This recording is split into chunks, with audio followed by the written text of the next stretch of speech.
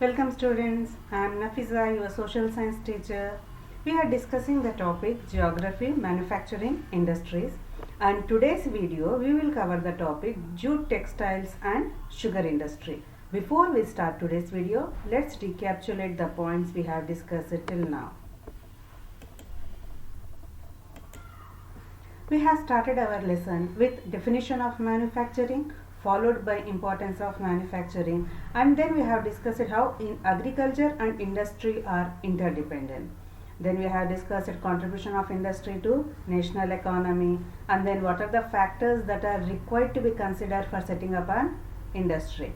And then we have discussed about classification industries in detail on the basis of raw material, on the basis of main role, on the basis of capital investment, then on the basis of ownership, bulk and weight of the goods. Among the classification, first classification was agro-based, and we have started with agro-based industries, and under this subheading agro-based we are covering textile industry and sugar industry. Already for textile industry we have started in the last, we discussed it in the last video. Among in that textile industry we have covered about cotton textiles. Cotton textiles during ancient India, and then during the time of colonial period, and then during modern India, in what way cotton industries are facing the major role of cotton textiles in the world, and India is the leading producer of yarn in the world. And then we have discussed the challenges faced by the cotton textile industry. Now have a look at the map here. So as we have discussed while teaching the lesson itself, that many of the cotton textile industries were located near the Gujarat and Maharashtra region. Reason nearness to the crop. Majority of the black soil is found here. Major crop grown here is cotton. So cotton industry is also set up near this region. Along with that, we have cotton textile industry in Chennai, in Coimbatore, in Madurai, and then West Bengal region, 3 cotton textile mills, and then we can see still in Uttar Pradesh 3, Moradabad, Agra and Kanpur. After that you can see 2 more colors, one is woolen textile, another one is silk textile. Woolen textile, if you see southern India, like only in Karnataka and then Mumbai, and then Gujarat we can find 2. Majority of the woolen textile industries we can find in the northern part of India, Jammu and Kashmir region 1, then Punjab 2, Amritsar and Ludhiana, then comes Haryana region, Rajasthan, Uttar Pradesh.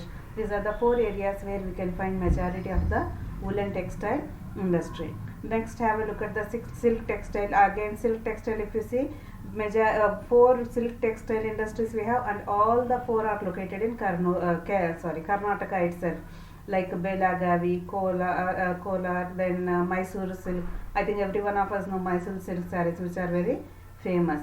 And West Bengal we can find 2 places silk textile, and then Uttar Pradesh one, Varanasi, in the sense Banarasi saree. You might be knowing, ask your mothers at home, they'll show you the Banarasi saree which they have kept in their almara. Okay, so now let's have a look at. So till now we have covered the cotton textile industry and then the challenges faced by cotton textile industry. So today we are starting the topic jute textiles. First, before starting the lesson, let's have a look at the picture. How does this jute looks like? Have a look at the picture. This is a jute crop which is being processed by the workers, which need a lot of water for the purpose of processing.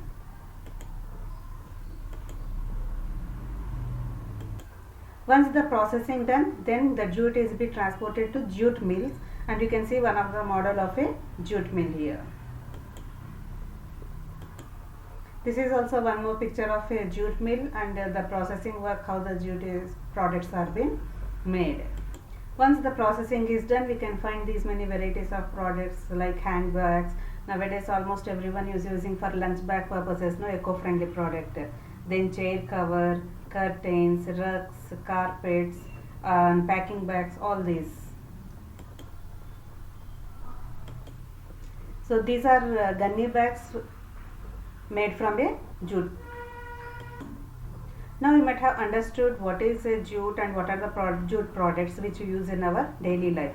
Let's understand India's position in jute manufacturing, at the same time the history behind it. Let's read this sentence. India is the largest producer of raw jute and jute goods, but it stands second place as an exporter. Have you seen? Though India is the largest producer of jute in the world, but when it comes to exporting the jute, we stand second. So what is taking first place? Our neighbor Bangladesh. Okay, Bangladesh is the leading exporter of jute in the world. Okay, so to understand, though we are producing more, why we are not exporting? Let us have a look at India map. During the time of colonial India, when British were ruling India, this region of India was referred to as Bengal region and was under the control of the British era. It is one of the British provincial state, United Bengal. And then you know about the freedom struggle in India, and then partition of India into Pakistan. Okay, and we have referred most of the time Pakistan. Okay, India has been divided two parts, Pakistan, but that also this area is Pakistan, and then this area is referred to as East Pakistan, which is part of Pakistan. Clear? West Pakistan and East Pakistan. Okay, now this part of Pakistan, which is referred to as East Pakistan, okay, and this is West Bengal. What is this? This is West Bengal, part of India. Then this East Pakistan in the year 1971 had a war with Pakistan country, and then it has become a separate country known as, can you name what is the present country here? Bangladesh. Okay, so it has got freedom from Pakistan and it has become a country called Bangladesh now. Okay, at that time what happened? Can you see this white line? This is the partition, division line. Otherwise earlier these are all part of India itself, comes under Bengal region. Due to partition, what happened? This has become two parts. Till 1971 this area is referred to as East Pakistan. 1971, after a war, then this area India has given support to Bangladesh in this war, and then Bangladesh has got freedom from Pakistan and named it as Bangladesh. Till now we are calling it as Bangladesh. Clear? Hope understood till here. Now what then why this story for jute? Reason. So this area, Bengal region, is an area where we can find lot of jute crops, and due to when this partition has happened, what happened? Major part of the jute area, jute growing area, went into Bangladesh, and mills have come to the part of India. Clear? Jute growing area in Bangladesh and mills in India. Then what happened? Jute production in Bangladesh is more, but they do not have enough mills to make the products.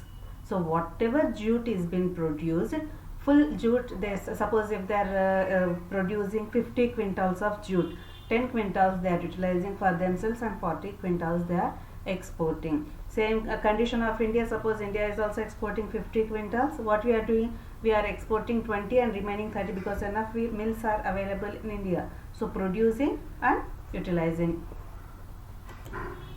Hope now you have understood why India is the largest producer of raw jute but takes second position in exporting, and the reason Bangladesh exports majority in the world market.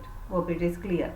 Reason? Most of the mills are located in West Bengal, mainly along the banks of Hooghly river, and in the pictures also have seen a lot of water is required for the processing. Bangladesh region and West Bengal, Ganga river, Brahmaputra river, and many tributaries were flowing.